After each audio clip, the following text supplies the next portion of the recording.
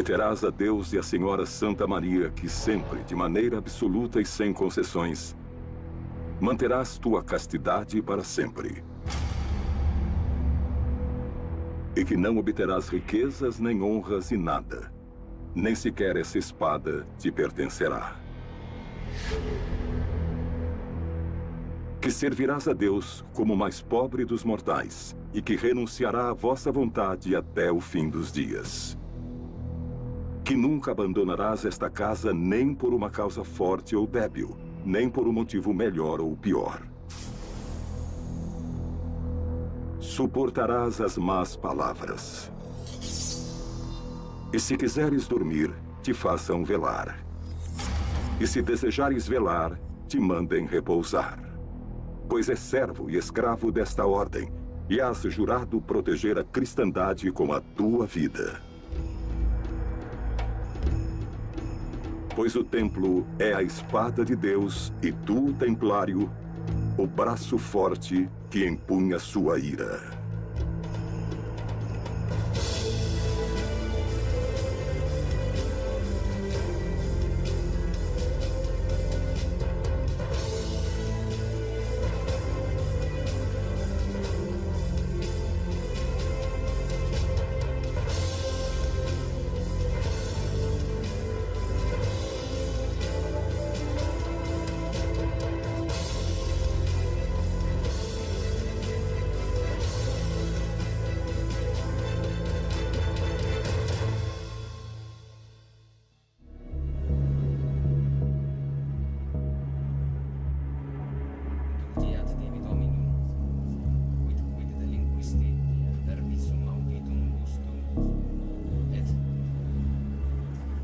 Não é a lepra, nem a peste.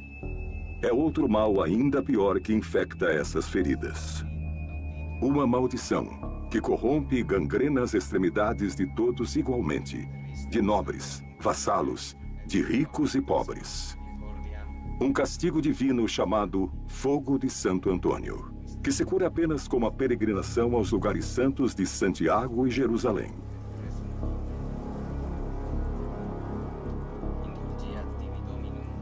Essa mulher não suportará o longo caminho. Para ela, já é tarde demais. Recitará 1000 vezes todas as orações. Abraçará amuletos e atenderá a conjuros e preces.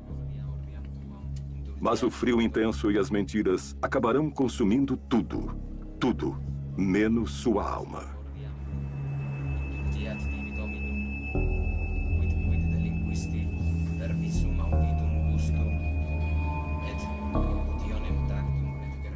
Uma Europa que parece estar congelada.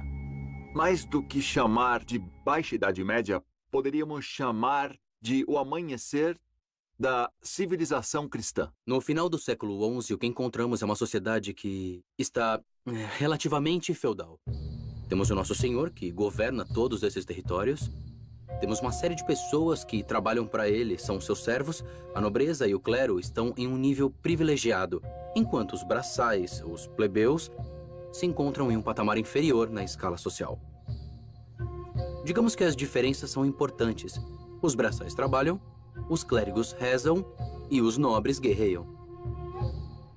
No final do século XI, pouco antes da Primeira Cruzada, a Espanha não existia. A Península Ibérica era um conglomerado de reinos no norte, no mundo cristão, e no sul, o sul muçulmano. Al-Andalus estava sendo reunificado com o Império Norte-Africano, os Almorávidas, que vinham conquistando e incorporando pouco a pouco seu reino ao reino de Taifas.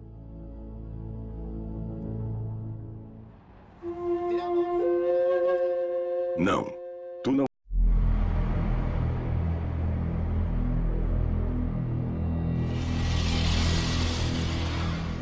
Prometerás a Deus e à Senhora Santa Maria que sempre, de maneira absoluta e sem concessões, manterás tua castidade para sempre.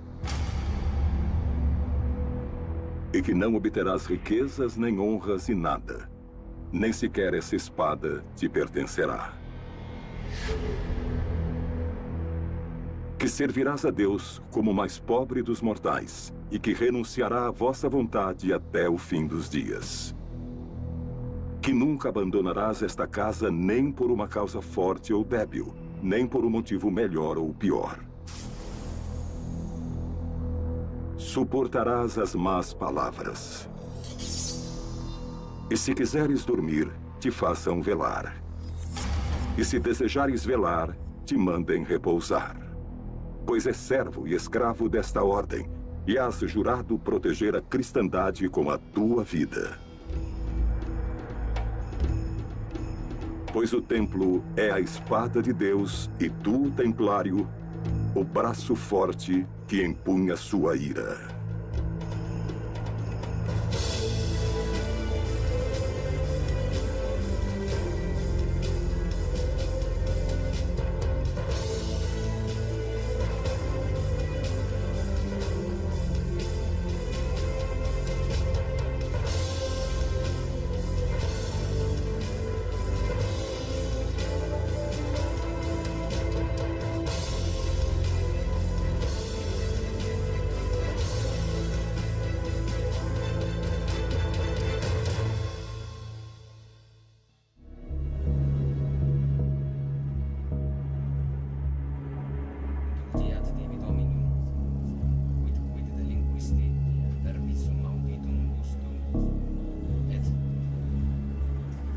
Não é a lepra, nem a peste. É outro mal ainda. Uma doação ou entregar algum tipo de presente, entre aspas, que a ordem o aceitasse para cuidar desse terceiro filho.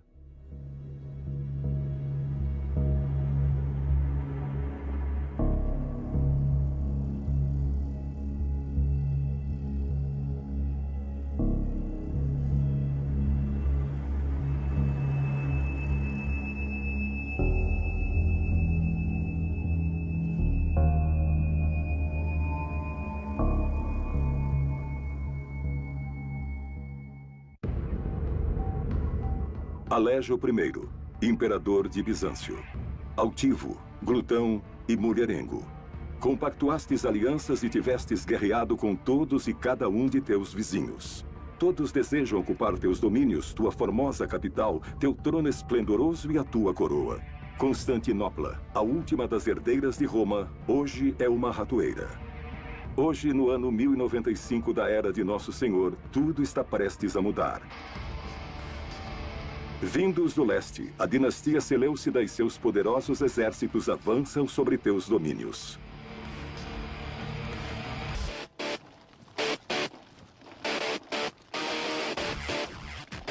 Não tem soldados bastante para fazer frente a esta força. Desta vez, as cruzes não poderão frear aqueles que portam o coração nas mãos. Hoje escreverás uma carta e enviará ao poderoso Papa do Ocidente. Pedirás ajuda em nome de toda a cristandade. E rezarás. Rezarás para que apareça um gigantesco exército de valentes cristãos dispostos a enfrentar esta ameaça. Ou para que caia um raio dos céus para varrer todos esses sarracenos diretamente para o inferno. Tua mensagem percorrerá a Europa. E ainda que tu não chegues a saber nunca, essa maldita carta provocará uma guerra eterna. As Cruzadas.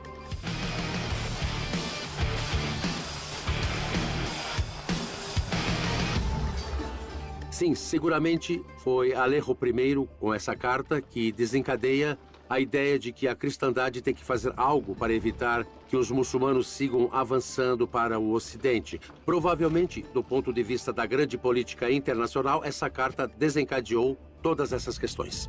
Os livros de história falarão de ti, Alejo. Dirão que fostes um astuto político que soube manter a salvo o Império de Bizâncio. Para mim, continuarás a ser um glutão.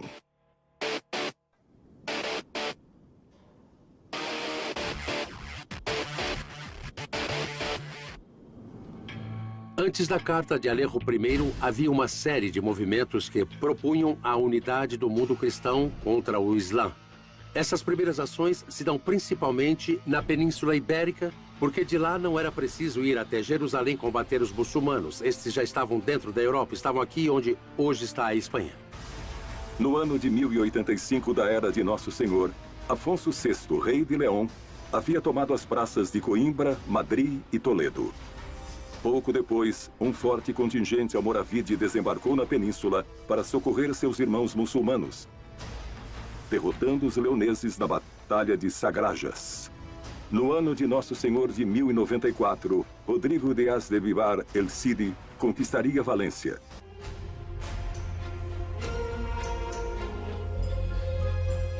A regra de São Benito prevê a possibilidade de que os pais possam levar seus filhos ao monastério para serem monges. São Benito fala deles, São Benito fala dos meninos. Mas esses meninos não seguiam estritamente o ritmo monástico.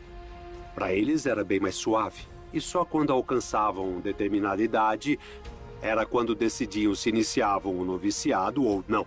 Era raro o menino criado em um convento ou a menina que foi criada em um convento que abandonasse o convento. A vida fora era muito mais difícil.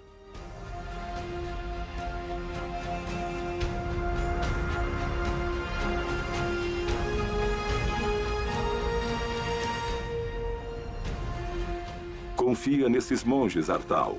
Eles farão de ti um homem sábio e temente a Deus. Ensinar-te-ão a orar e a viver do trabalho de tuas mãos, pois a ociosidade é inimiga da alma. Rezarás 8 vezes ao dia e comerás uma vez. E não sentirá necessidade de sair deste monastério. Isso não convém de forma alguma à tua alma.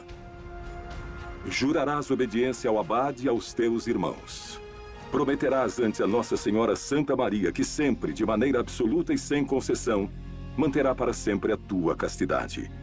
E que servirás a Deus como monge e como o mais pobre dos mortais. Os 3 votos eram voto de obediência, de pobreza e castidade. Os votos, por que o fazemos? A finalidade última do voto é acompanhar Jesus. Queremos acompanhar o Senhor Jesus. Ele aparece no Evangelho vivendo na total pobreza, vivendo em obediência e vivendo em castidade. Aí o religioso diz, quero servir como Jesus.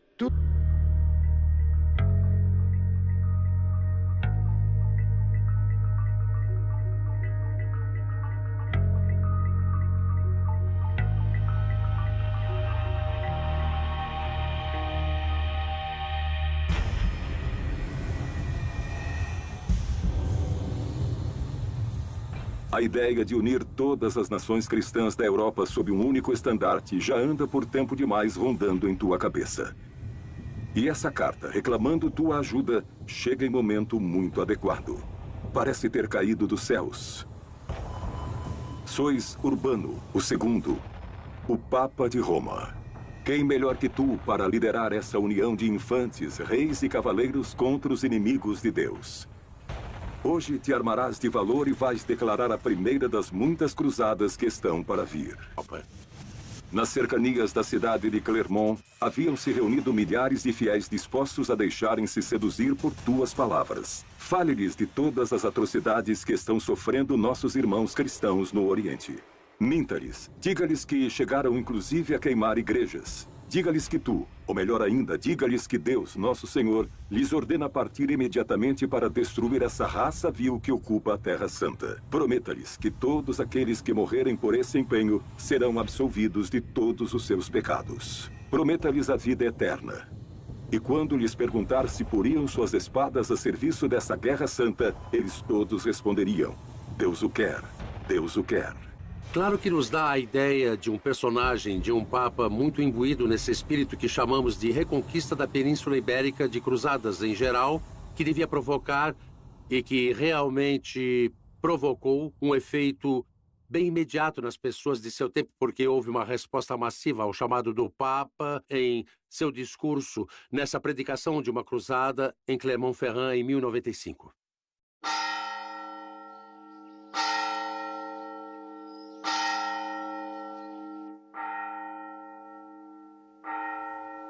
Acorda, Artal.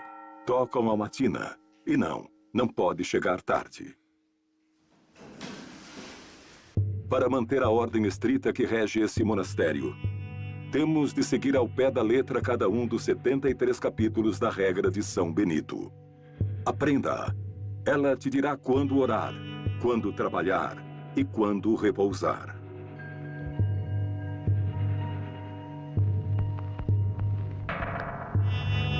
Walter, o indigente, assim é que te chamam. Tua contínua obsessão de viver na mais extrema pobreza te garantiram essa alcunha.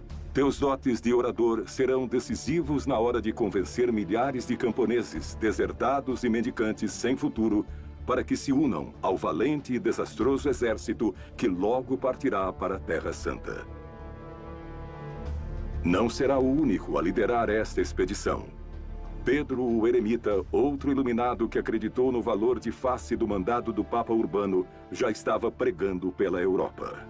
Mais de 20.000 desgraçados já haviam decorado seus farrapos com estampas da cruz e estão dispostos a segui-lo até o próprio reino dos céus. Não sabem ler, não têm a menor noção do tamanho do mundo ou da extensão dessa viagem. Apenas no que acreditavam é que todos os seus pecados serão perdoados ao arrebatarem Jerusalém dos muçulmanos. Mas se isto for pouco, encha-lhes a cabeça de ideias milenaristas. O fim do mundo se aproxima. Fiéis seguidores de Cristo, ajoelhem-se, pois não encontrarão consolo na outra vida se não purificarem antes todos os vossos pecados.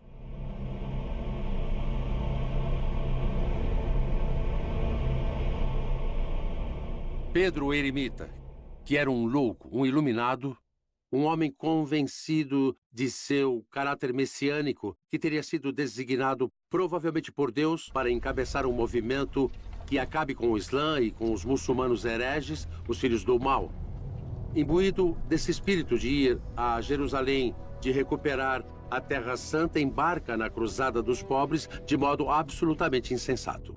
Chegarás a Constantinopla, cruzarás o Bósforo, e aí, perto da cidade de Nicéia, o exército seleucida os exterminará a todos. As mulheres serão enviadas aos haréns e as crianças aos mercados de escravos.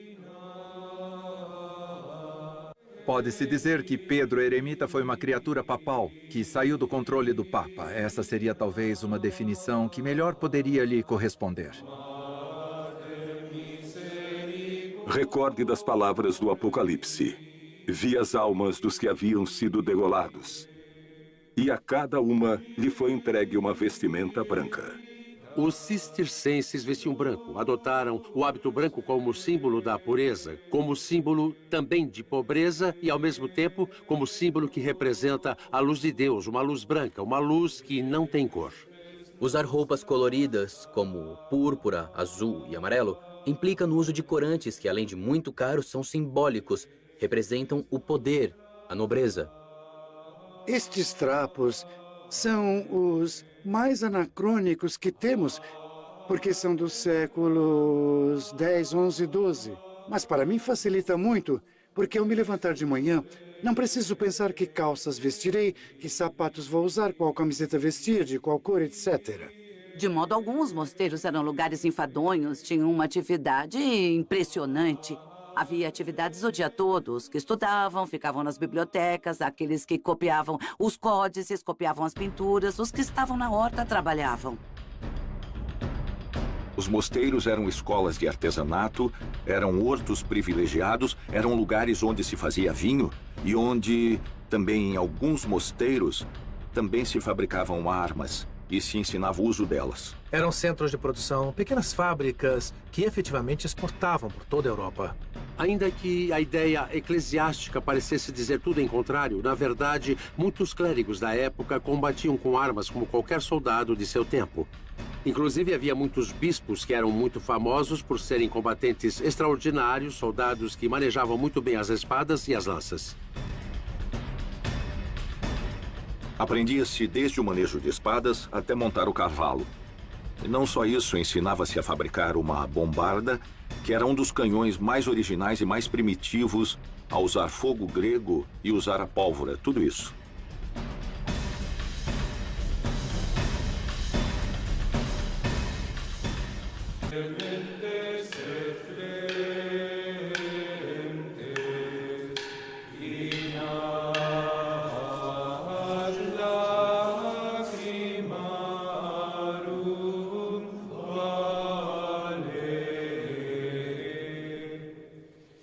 A cruzada de Walter o Indigente e Pedro o Eremita não foi debalde.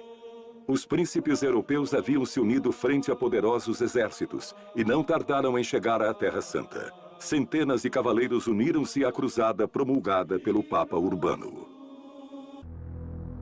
Passarão por Antioquia e Edesa a fogo e sangue. E tu, Pedro, tu que sobreviviste a Nicéia, terás a honra de bendizer desde o mesmo Monte das Oliveiras a carnificina que nesta mesma noite inundará de sangue as ruas de Jerusalém. Traduzindo do castelhano, o Capitão Aranha faz que todos embarquem, mas ele fica em terra. Pedro o Ermitão sobrevive, é claro.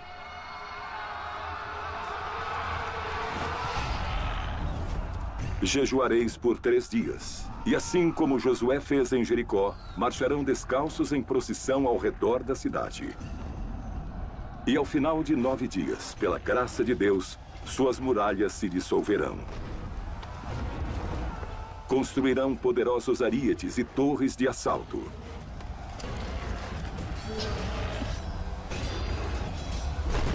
Os mais piedosos cortareis as cabeças dos muçulmanos. Os outros ireis longe e arrastareis seus corpos até as fogueiras.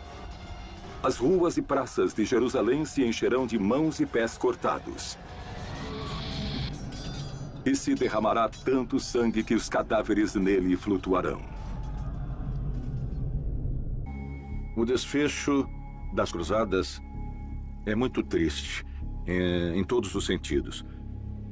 Representa um dos grandes fracassos da humanidade. Desde Roma, te manterás adiante do avanço de tua guerra santa, a primeira de muitas que estão por vir. Mas tu, Urbano, tu morrerás 14 dias antes da Batalha de Jerusalém. Nunca saberás se a Terra Santa chegou a ser liberada, e eu também nada direi.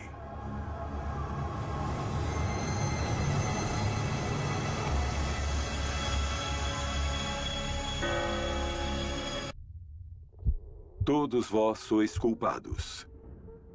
Os imperadores desejosos de poder que desataram a ira de seus exércitos. Os papas que sancionaram as guerras, os órfãos, os indigentes e os eremitas. Pois por vossas culpas nascerá um exército de cavaleiros condenadamente crentes aos quais chamareis templários. E eles vos farão recordar de cada uma das palavras do Apocalipse. Ouvi uma voz que dizia: venha e veja. E olhei. E eis que vi um cavalo branco, e aquele que o montava foi-lhe entregue uma coroa. Venha e veja. E olhei. E saltou outro cavalo, e aquele que o montava foi-lhe dado o poder de acabar com a paz da terra. Venha e veja. E olhei.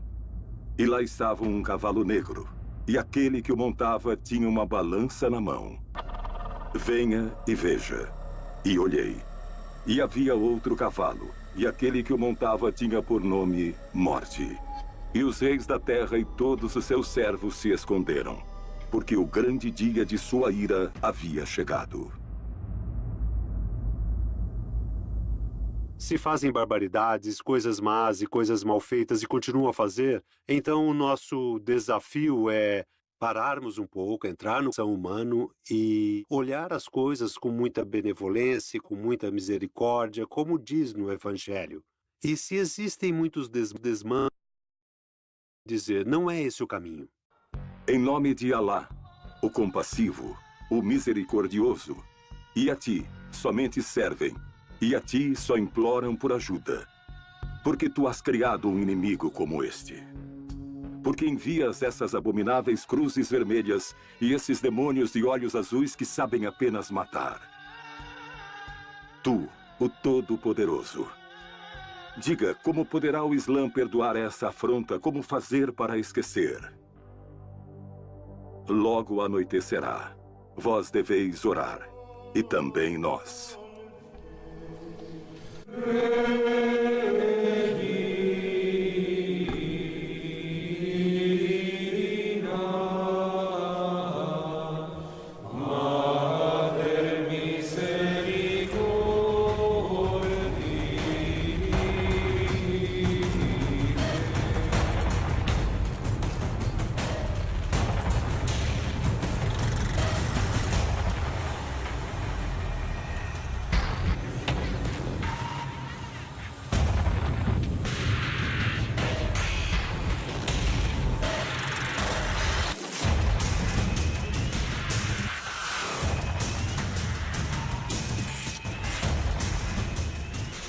Então eles colocaram Artal deitado no chão, porque São Benito disse que quando se comete uma falta, uma maneira de humilhar-se o monge é deitá-lo no chão, enquanto a comunidade passa por cima do irmão.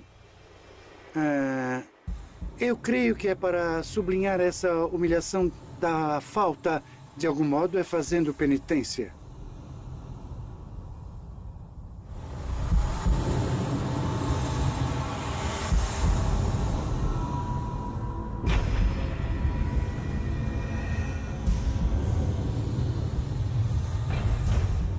Em minha etapa como mestre de noviços, uma coisa que os jovens costumavam me dizer bastante quando chegavam no final do ano era: mas eu não era assim.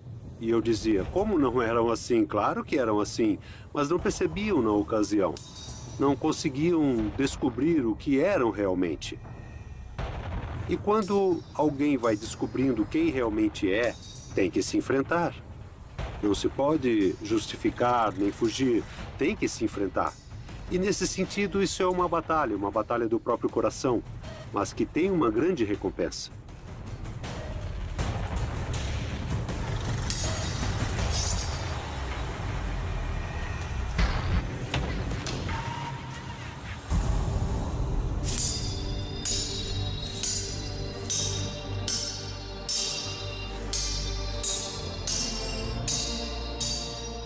Jerusalém foi libertada.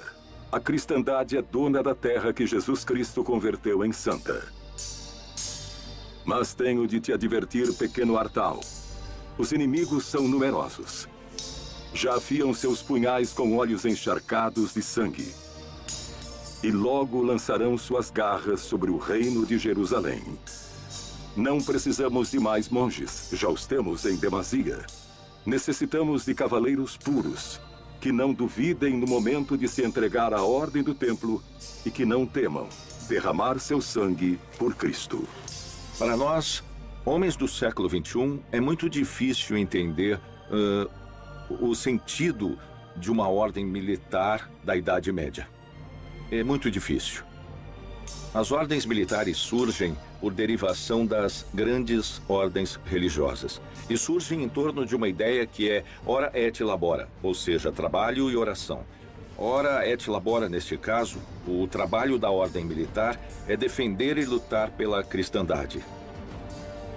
Sendo assim, o membro de uma ordem militar que não deixa de ser um religioso, e muitos deles pertenciam ao estado clerical, em vez de trabalhar o campo, dedicando-se à agricultura ou copiar livros, dedicava-se a aprender o manejo de armas e, quando chegava o momento, ia para a guerra.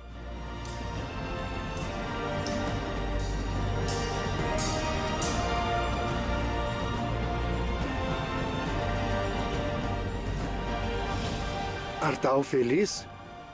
Sei, ao sair do monastério, mas deviam perguntar-lhe se foi feliz como cavaleiro templário, desenvolvendo sua vocação de Militis Christi, de soldado de Cristo, chegando inclusive a bater cobre por ele, materialmente, não? Ser templário implica em um salto de fé, que hoje em dia não se poderia dar. Estamos falando de um nível de sacrifício que hoje em dia ninguém daria. É um passo muito difícil de dar. Um templário consagrava sua vida a um propósito que transcendia a vida terrena. Imagina o quanto soava duro e o quanto era belo. Renunciava a sua vida, a seu próprio destino, a ter descendência, a ter posses. E se entregava por convicção própria a um propósito maior, ao que podia oferecer à humanidade, que era servir a Deus.